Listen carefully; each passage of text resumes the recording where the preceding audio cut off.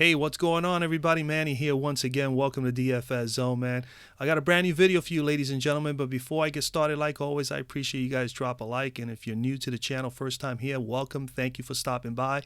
If you want to be able to get lineup advice video information on a regular basis, the only thing you need to do, and it's very simple, is to become a subscriber down below. So make sure you subscribe. Make sure you put on your post notifications, that bell icon, turn that on. So this way you don't miss out on any of my lineup advice videos. With that being said, today is Friday, January the 18th, 2019, and we have a 7-game slate in the association, folks.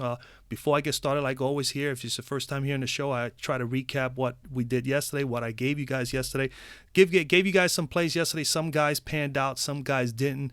I myself personally played a number of the players that I did suggest, and some of the ones, obviously, I always give you a lot of options here, usually about 3 or 4 different plays per position.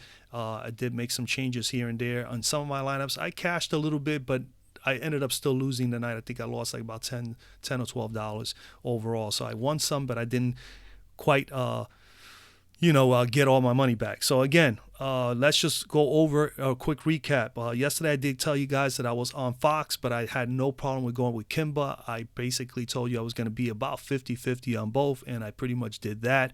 And neither one did have an explosive game. So, I mean, Fox finished with 30, Kimba with 36.3. So they were both negatives. More than 10 fantasy points less than they needed to be both. Booker finished about even, 38.4. Warren 29.2, was right on the nose. He needed to get 29. He got 29. Siakam, which was to me my favorite player of the night, he put 39.9. He was up by 5. He was supposed to get about 34, so he did meet value and exceeded by a few fantasy points. And Mr. DeAndre Ayton was my better center. I had Ayton, and I told you I was also going to be on Mr. Stein. Stein finished with 37.2. He needed to get 36, so he was right about value, and Mr. Ayton was the one who had the better night, 48.4. He smashed. He was like a positive 12. So not too bad. Today, man, 7-game slate. We're going to get right into it. First things first, man, like I mentioned yesterday, and I'm going to try to remind you guys every now and then, is you got slates like this, look at all the games, look at the implied totals, make decisions on, nowadays the NBA DFS this year has been really just unpredictable. It's really been crazy. Now, you can do a little bit better as a DFS player if you just stick to the implied totals. I strongly recommend you do that as a strategy for at least maybe a week or two, just to play it out, because the NBA right now this year, with all the scoring that's going on, I mean, the game has changed so much from 3, 4, 5 years ago, even 10 years ago. It's a more faster paced game. The players that are coming into the league are becoming better shooters. We got guys taking 20, 30 shots. We got teams taking 30, 40 shots, 50 shots from 3. That opens up the doors for a lot of scoring. And that's one of the reasons why now 300 score is it's like nothing. I scored a couple of times in the last few days, 320s, 325s, and they barely just made cash line. So, I mean, it's like you have to score 360 or 370 nowadays just to really be close in a GPP tournament to take something down, or even a cash game. So, keep implied totals in mind, man. Games that are high scoring, the games are going to be still fairly close. There's 3 of them here tonight. Golden State, LA, highest implied total. New Orleans, Portland, second highest. And then San Antonio, Minnesota. Those are the ones that you want to have the most exposure to. That's my tip and my recommendation for you guys. Make sure you focus on those games. Same thing applies for tomorrow. But it all depends. You could have a high implied total game, and I said this before when I was doing the football for the NFL. I was telling you guys the same thing, but you wanted the games to be, the over-unders to be close, at least 5 or 6 points or less, because if not, you're not going to go in a high implied total game that the team is projected to score 125 and the other team is projected to only score 110. So it's going to be high implied total, but it could also be a blowout, and it can really turn really sour for you really fast. So you want to really target those games that are high implied totals, that the games are going to be competitive, so that you could be able to utilize a nice set of players from both teams and make a nice starting lineup. And then you build the rest of the last 2 or 3 plays. You can get them from those other competitive games that are not high in implied totals, like, for instance, maybe Brooklyn, Orlando today, or the Memphis-Boston game. There's going to be at least a little more competitive, close, but they're going to be low scoring, but you can at least maybe get one good value out of it from one player or two. That's the strategy that I think you should use. That's the strategy I've been using as of late because it's just been too crazy. All right, so keep that in mind. A lot of scoring going on. All right, let's get right to it, man. I'm going to try to be quick because I'm actually pressed for time. And every time I say I'm going to be as quick as I can, I always end up running a little bit later. But I'm just going to pinpoint guys that I'm looking at. At point guard, we got Curry at the top, Lillard. Again, those guys are in play. I mean, why not?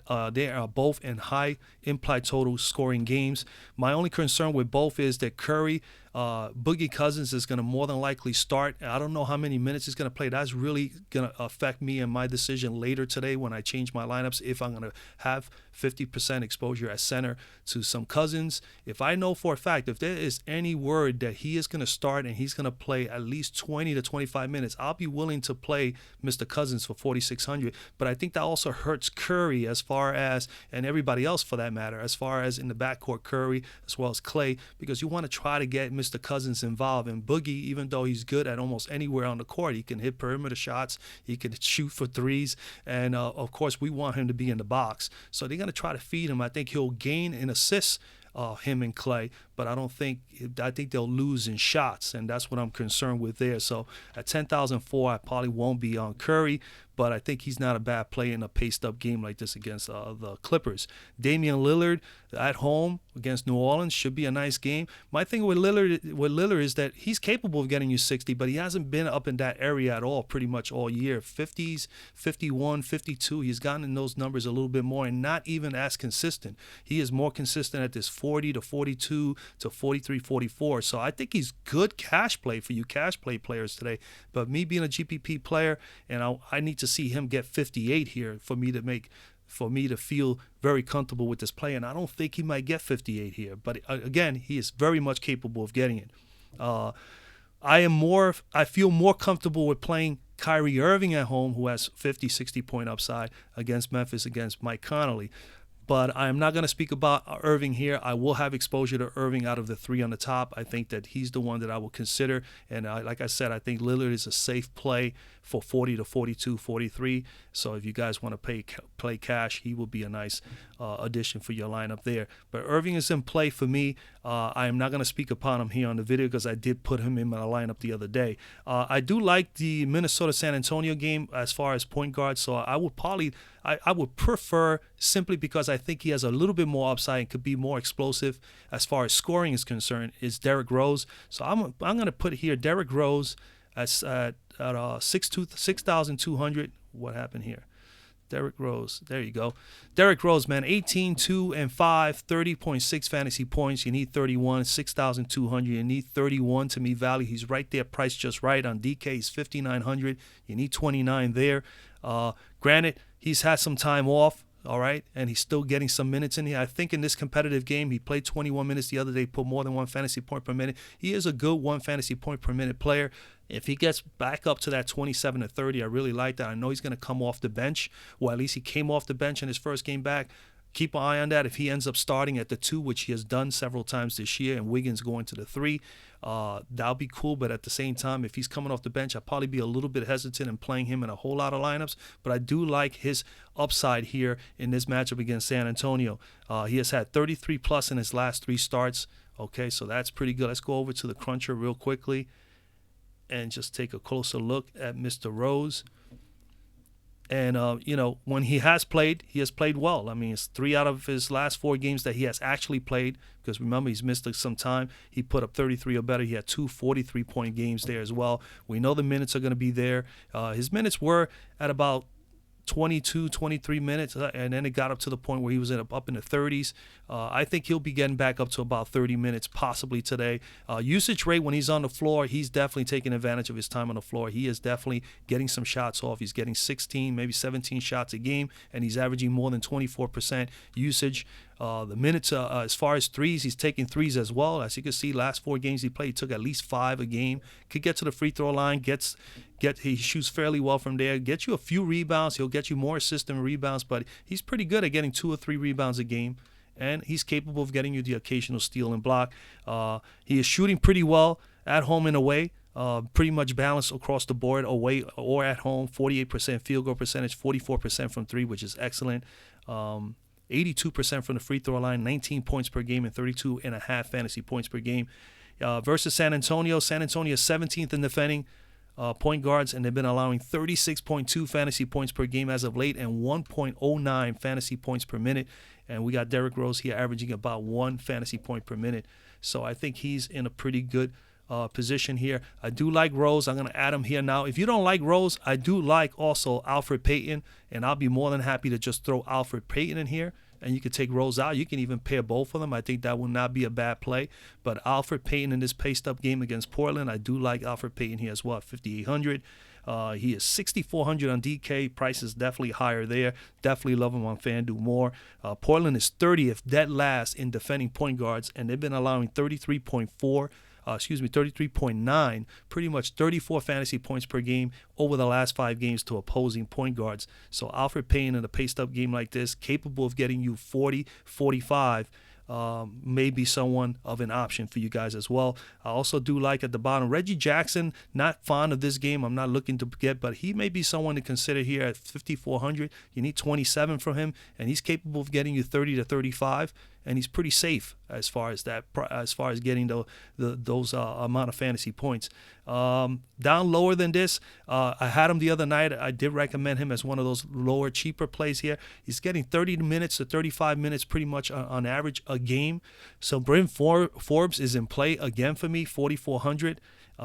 He is someone definitely to consider. Minnesota here, 9th in defending point guards, but they've been allowing 36.9, 37 fantasy points over the last few games to opposing point guards. And the last time he played against Minnesota, he put up 39 fantasy points himself. So Mr. Forbes is someone in play. And, of course, I always tell you Mr. Mills, but now Mills because he's been playing so well as of late, and I hope you guys have played him the few times I've mentioned him as a possible option. He's up to 4,300 now, but I think he can still get you 21 to 22. I love his price better when he was at 37 through 38, 3,900. So you can wait on that. Other than that, Shabazz Napier coming back from a hamstring issue. If he plays, he could possibly get 20 to 25 minutes today. He'll be a nice little drop spot play here at 3,700, so keep him in mind. All right, we go to shooting guard. And at shooting guard today, we got at the top, we got Donovan Mitchell, Drew Holiday, DeMar DeRozan. Those are the top dogs. I do like Drew Holiday here. Obviously, I do expect to have a lot of exposure to the New Orleans Portland game. DeMar DeRozan in that game against Minnesota, you're going to have some exposure to him as well. He's 8,300. He's not a bad play as well. But I'm going to go with Drew. I haven't had Drew in my lineups in quite a while, and I do like the New Orleans Pelican players here today. As I also told you, I do like Mr. Payton. But Drew Holiday here, 8,800, man. And Drew had an awesome game the other night. He looked fabulous in that game against Golden State. 41 minutes in that game. He's getting pretty much 21 points per game, 4.5 rebounds, 8 assists, 42.8 fantasy point per game, 43 fantasy points pretty much on average. 8,800, you need 44. And on DK, he is 8,000. You need 40 to meet value, and he's averaging 43. So he is priced just lovely. And he's priced very nice on DK. He's had 3 straight 45-plus games and playing 39-plus minutes during the course of that stretch. He's easily playing 36 minutes or better. Let's go and take a look at him a little more closer here. And if you can see here, I got these check marks here. These are kind of the guys that I'm looking at. So, I mean, you could be able to pause that and check that out. I'm not going to be able to go through everybody, but these are the guys I'm definitely loving here at shooting guard today that I think there are good possible plays. So Drew Holiday is at the top, and as you can see, he's been shooting very well as of late. But again, he's a guy who's an integral part of an offense. He's going to get a lot of shot opportunities. Usage rate over 21, 22%. Minutes over 39 over the last 3 games. The last 3 games alone, he's been shooting 19 to as much as 24 shots from the floor. Granted, not at a high rate. Over here, pretty much 50% here. 4 of 9, 2 of 6, and 0 of 4 out of 3-point shots. He takes about 3 or 4 threes on average per game, maybe 4 to 5. Free throws, he's getting his share there. He's pretty decent free throw shooter, and he fills out the stat sheet, man. You're going to get rebounds from him. You're going to get some assists from him. You're going to be able to get, obviously, the defense. Look at this. Last 3 games, 4 steals, 5 blocks. You can't go wrong. That's how you really, really make these fantasy point totals go really high. And if you've been around me long enough, I always tell you that that's what we look for from a point guard, from a shooting guard, from the guard's position, is guys that even if they're not shooting that well, they're able to do all the other little things to bring up those fantasy point totals. And he brings a little bit of everything. So Holiday is definitely in play, man. Definitely in play. We come down here. He's going against Portland. Portland is 30th in defending shooting guards. I mean, they're really struggling in some areas, allowing 23.3 fantasy points per game, which is not too bad as far as fantasy point totals. And he going back also to Mr. Holiday, I mean, he's shooting fairly well. 49% in 24 games on the road this year, 49% field goal percentage, 32% from three, 21 points per game, and 43 fantasy points. I forgot to mention to you guys, so that's very important. He did play Portland last time, which is right here, and he put up a 40 spot. And as you can see, he had a 49, 52, 50, and 49. So over the course of 5 games out of the last 7, he's been pretty much averaging about 41, 42 fantasy points against these guys. So we know that's in his wheelhouse, and we know that he has upside. He can get you 50 or better, maybe 60. I do like Mr. Holiday here today. Okay, so Drew Holiday is in play. And like I said, I do like DeRozan here as well. You could come down here $500 cheaper. Donovan Mitchell is in a good spot as well, but I can't, I'm not touching this game. The only person I'm touching from this game is Mr. Zizic, and that's because he's going to be starting, and he's going to probably play massive minutes, so we're going to get at least something out of this game. But Utah players, you can't touch Donovan here at 9,000. I mean, he's probably going to get 45, but we don't know if that game's get blowed out early. Down here, my second favorite player of the day is Lou Will. Lou Williams is absolutely someone that you must consider today. All right? It's definitely someone to consider here. Lou Williams versus Golden State. Golden State is 26 in defending shooting guards, allowing 34.7 fantasy points per game. Versus Golden State, he has had 4 straight games at 38 fantasy points or better.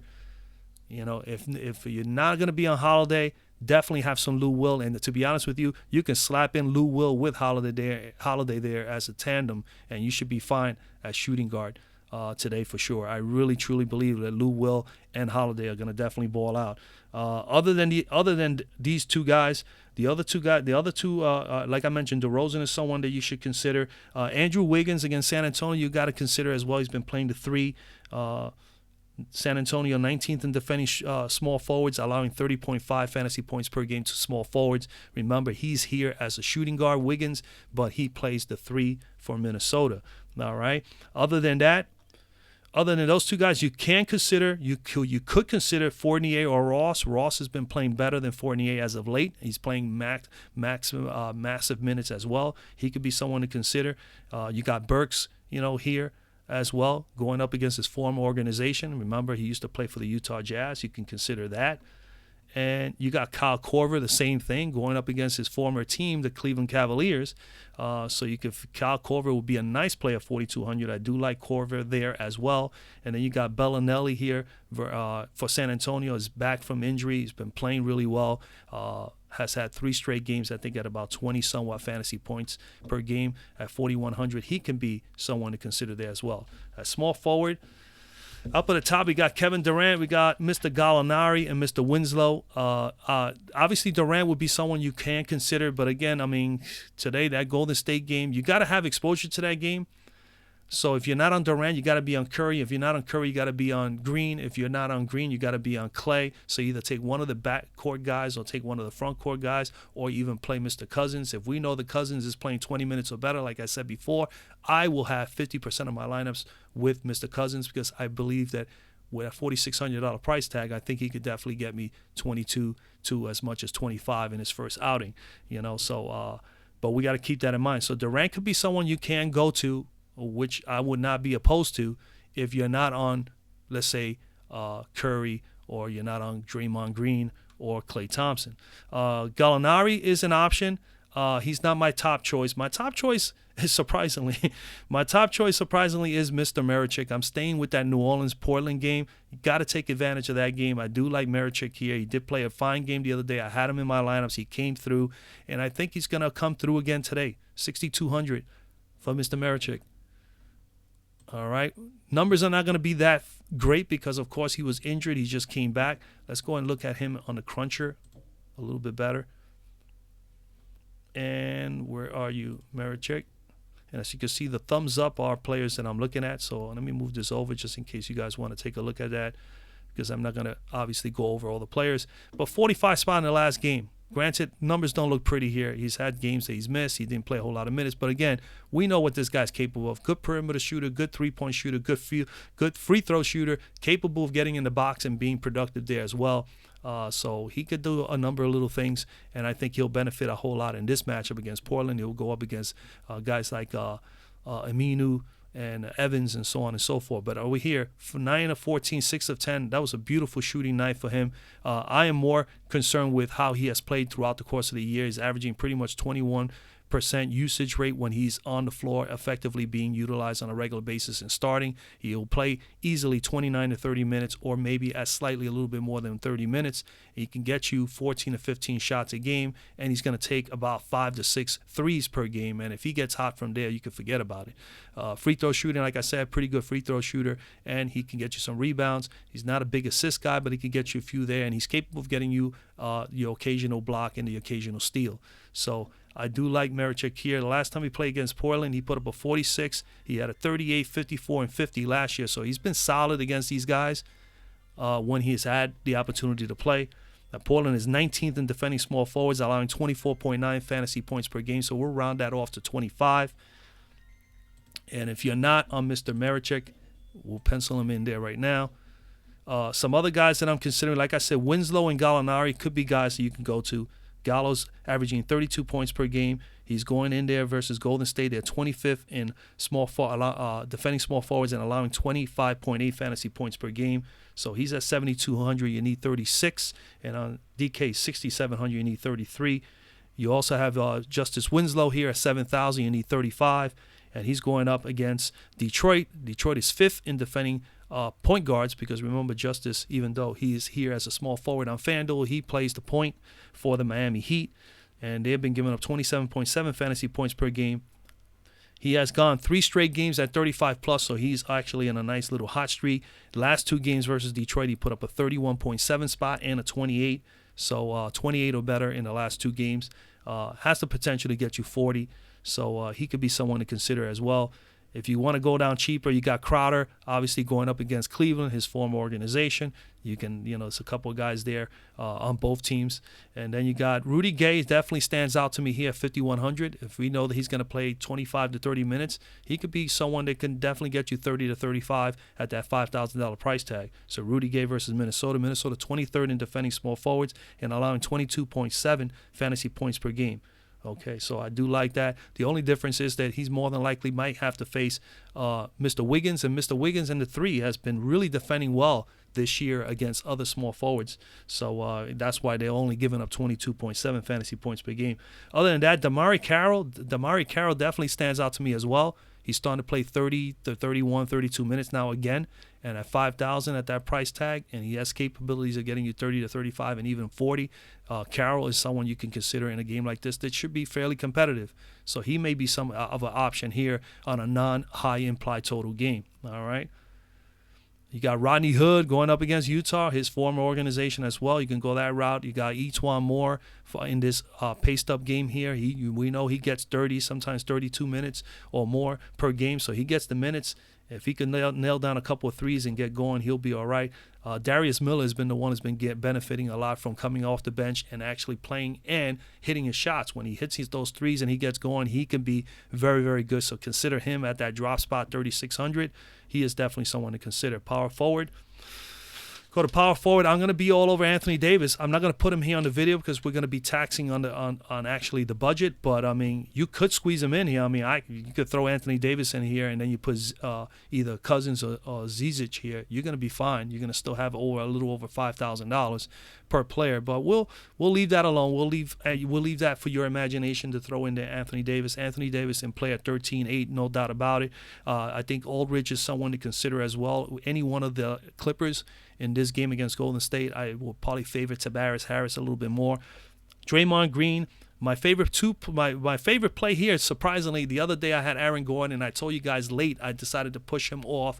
Didn't get to share that with you guys here on the video, but I did give you options other than Aaron Gordon the other day, but I made him the top play at power forward. I'm actually going back to him today, even though he had a dud. I didn't actually play him. I had one of my viewers basically told me what he actually scored because I didn't get a line for him after I deleted him 20 minutes before lock out of all my lineups, and it panned out and it worked out for me. But Aaron Gordon is in a good matchup here. I think that this is a game that he can definitely do well in because he's at home for one. He shoots very well at home, and he's going against Brooklyn. I can't see anybody in the 4 spot is going to be able to stop this guy, or at least be able to defend him that he cannot get us 40 to 45 or better. So Aaron Gordon is in play for me at 7,200. You need about 36 from him, and he plays more than 30 minutes, more than 35 minutes a game. And as you can see, he had 2 42-point games, and we know that he is capable of getting you 50. We come over here to the cruncher, and as you can see, same thing here. I got a bunch of thumbs up. These are some of the plays that I liked here today. And as you can see, Aaron Gordon is there. And again, for the amount of time that he's on the floor, he is one of the guys on this team that definitely puts up the points. They look for him for offense. He's going to get shots. He's going to take about 13, 14 shots a game. His usage rate is fairly good, 20 to 21%, maybe as high as 23% on average. He's going to take some threes. He takes about 4 or 5 threes a game on average. He gets to the foul line as well. He's a good free throw shooter. He brings everything to the table. He gives you some rebounds. He'll give you a few assists, and he's capable of getting some steals and some blocks. And as you can see, he's double-digit scoring most of the time, can get you even 20 points from the floor. So Aaron Gordon against Brooklyn, I do like. All right. On top of that, his home and away splits, 47% on games at home this year. Okay. 47% from the floor, 43% from 3, 16 points per game, and 35 fantasy points per game. Last year against Brooklyn, in one game, he put up a 59 spot. Let's look at it for right here. There he goes, pretty much a 60. So the last time he played Brooklyn, he put up only 22, 35, and 59, but he has had a little bit of success against the Brooklyn Nets. So I do like Mr. Aaron Gordon. Brooklyn is coming in here. They are 25th in defending power forwards and allowing 37 on the nose, 37 fantasy points per game to opposing power forwards.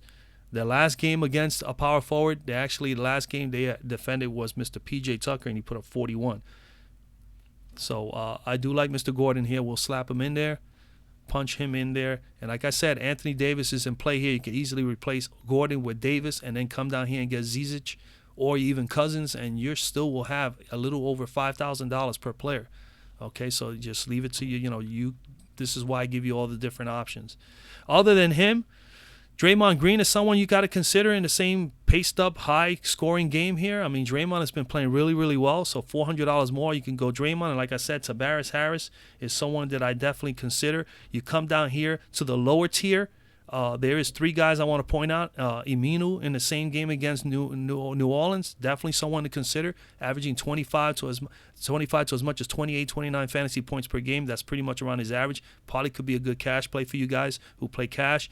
Does have 30 to 35 point upside. Jermichael Green came through big for me when I didn't take Gordon the other day. I took him and P.J. Tucker, and they both came through. Green, 5,600. His price tag hasn't even changed. You need 26, 27 to meet value, and the guy's been punching in 30 to 35 fantasy points in the last 3 games or so. So he's definitely someone to consider. And Bam Adebayo here. They need the big body up front for Miami to go up against Blake Griffin and Andrew Drummond. So I think Adebayo is someone you can consider at 5,100 here. He has 30 to 35 point upside, and he's only 5,100. You need 25 from him. And then Marcus Morris would be the last guy I would consider out of here, out of everybody. Marcus has got to go up there. He's going to probably deal with some Mr. Green, Mr. Jaren Jackson, so on and so forth. They need the body. Marcus Morris is in play. Good perimeter shooter, good three-point shooter, could bang under the boards. Marcus Morris is definitely in play at 4,900. All right, ladies and gentlemen. All right, let's move on. Let's move on to center. At center, it's plain and easy, man. It's plain and simple today. If you're going to pay up, I would recommend Drummond or Vucevic, hands down. Simple as that. They're in good matchups. They should do well here. If not, you can come down to Nurkic, and those will probably be the only 3 that I would touch. You cannot touch Gobert because even though he may light it up at 10,005, you're not going to go with somebody that their team is favored by 15, 16 points and playing at home. I mean, he's going to be able to just destroy this team all day long. And as soon as this game gets way out of hand, he's not going to see as much minutes. So hopefully he can get all his fantasy points totals up very early if you decide to play him. I mean, he's in a matchup that he should dominate, but at the same time, there's a lot of blowout potential in that game. So I would bypass him. And if you're gonna come down, you're gonna come all the way down. Jared Allen has been hot as hell. I mean, 7,200, you need 36. He could be someone to consider against Orlando. Vucevic is not the greatest defender, so he has an opportunity there, but I will not go there. My two choices are Cousins and Zizic. It's plain and simple. Zizic is 4,200. We know he's going to play some minutes. We know he's going to play a ton of minutes. I mean, he just finished playing. What did he play? He played 30 minutes, 27 minutes. Let me just click on him. I saw his stuff earlier today. 26 minutes. He put up 33 fantasy points. He's going to play 26. He's going to probably play 30 or more minutes today in this game. Okay, might. I would say 30 right now. And then Cousins, if we get word, like I said at the beginning of the video, if we get word that he is going to play 20 to 25 minutes, I think that we should lock him in there for 50% of our lineups. That's just my opinion. That's what I would do.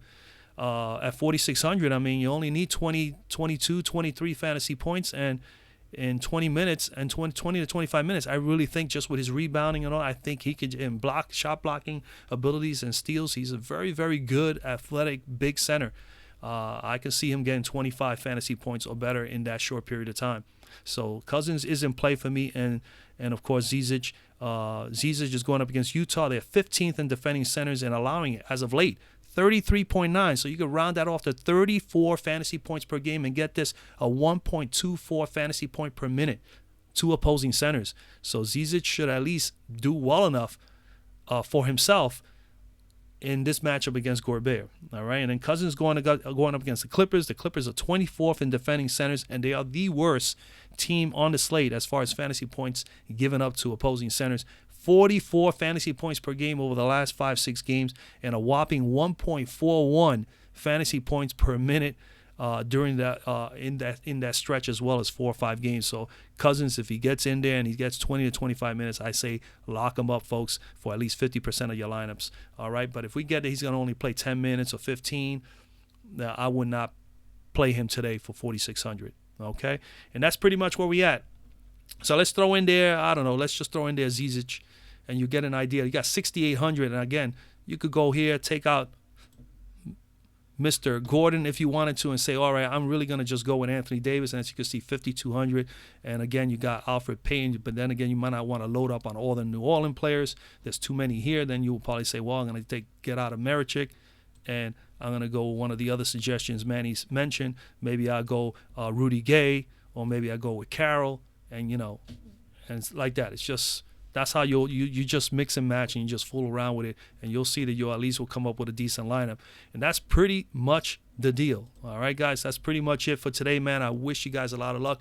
I appreciate you, all of you guys that have come aboard, comment to the videos, dropping likes. Some of you are sharing the videos on Twitter, which I greatly appreciate. I wish everybody would do that, but I greatly appreciate those that do that. And I'll try to stay. It's tough for me to stay on top of social media, but I'm gonna do everything I can to make sure that I tweet out my lineups every day, and as well as put them up on Instagram. I did that yesterday for the first time in a long time, so that I can get the information out to as many people that follow me here at DFS Zone. But again, I wish you guys a lot of luck. Enjoy your Friday, man. Enjoy your weekend. I'll be back tomorrow with another video. And until then, I'll see you on the next video.